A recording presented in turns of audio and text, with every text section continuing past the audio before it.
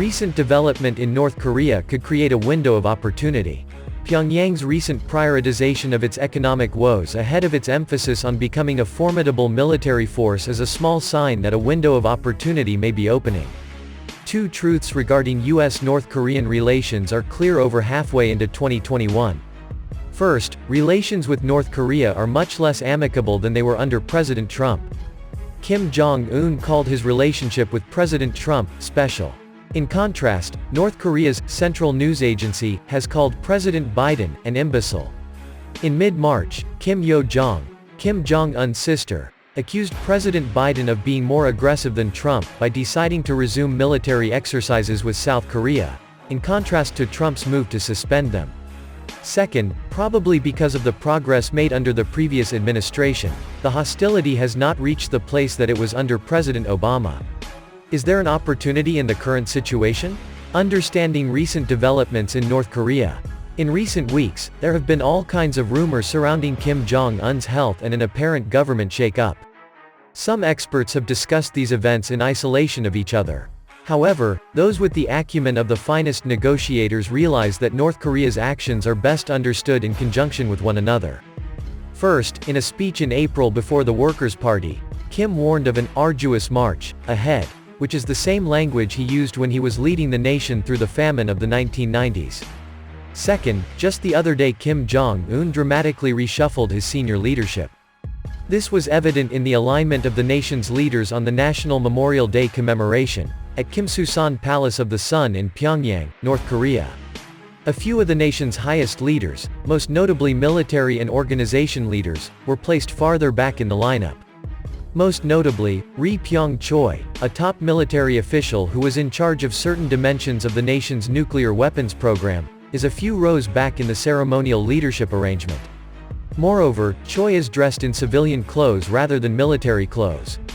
Previous to the gathering, Kim had reproved his leading officials for taking irresponsible and foolish actions leading North Korea into the current Great Crisis. The crisis that the head of state is referring to is likely due to a confluence of factors that include the coronavirus and the famine that has engulfed the land, that the North Korean supreme leader blames on last year's typhoon and flooding. Third, during a continual series of public appearances, Kim clearly has lost a good deal of weight. This fact is especially noteworthy because North Koreans like their leaders to be plump, believing it to be a sign of health and prosperity. Some people have therefore speculated that Kim is in very poor health. However, one indication that he may not be in extremely poor health is that he is allowing news commentators to discuss his weight loss. Technically, allowing these public interactions could be intended to cover up a possible perception that Kim's health is in decline.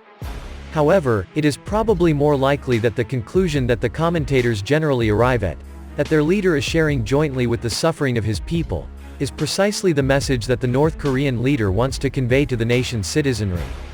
It may also be that Kim's health is somewhat poor rather than extremely poor, and that his weight loss is designed to improve his condition, especially because some of his health issues put him at greater risk of a serious bout with the coronavirus, as well as having a shortened lifespan.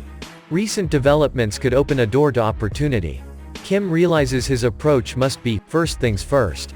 He must address the severity of the trials of his people before he brandishes his nuclear weaponry before the United States, Japan, and North Korea. The coronavirus has been a source of great anguish in North Korea.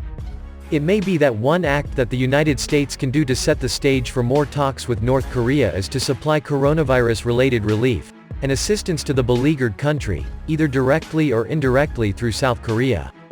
Another door of opportunity could emerge from North Korea's recent prioritization of its economic woes ahead of its emphasis on becoming a formidable military force.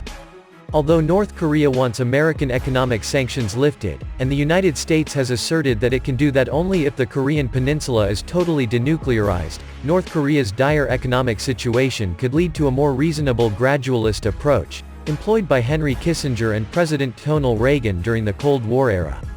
There is a third door of opportunity as well, that is probably the most obvious one.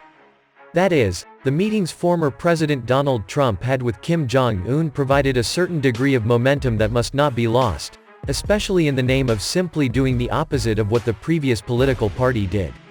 Whatever the developing situations at this time in North Korea, This is not the time for America's leaders to sit and watch.